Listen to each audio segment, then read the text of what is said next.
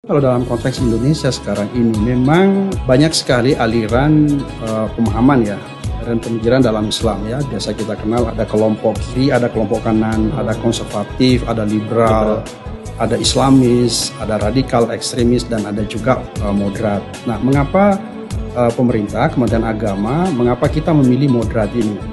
Ya, tentu banyak sekali, kajiannya luas. Mengapa kita tidak memilih yang konservatif?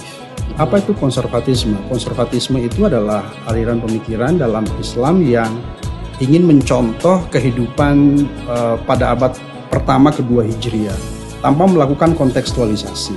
Jadi ingin memahami ajaran atau teks-teks keagamaan itu secara harfiah, secara literal tanpa melakukan kontekstualisasi. Sehingga isu-isu tentang modernitas seperti misalnya demokrasi, gender equality, HAM dan lain-lain itu bagi mereka tidak tertarik karena ingin menerapkan persis pada masa Nabi abad ke-7.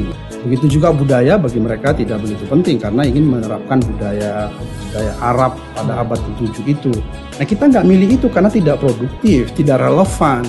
Islam itu harus responsif, Islam itu modern, Islam itu maju, Islam itu progresif, Islam itu harus kontributif, harus merespon isu-isu kebangsaan, isu-isu global, harus menjadi inspirasi, memberikan inspirasi dalam seluruh langkah dan aktivitas kita dalam proses berbangsa, bernegara, beragama gitu. Mengapa kita tidak liberal? Ya liberal juga tentu bukan yang kita pilih ya, karena dalam hal tertentu ya namanya juga liberal ya, tidak merujuk kepada teks-teks keagamaan. Dia sangat liberal menggunakan akal, bahkan hal yang sudah dianggap established atau mapan selama ini pun juga diabaikan bagi dia.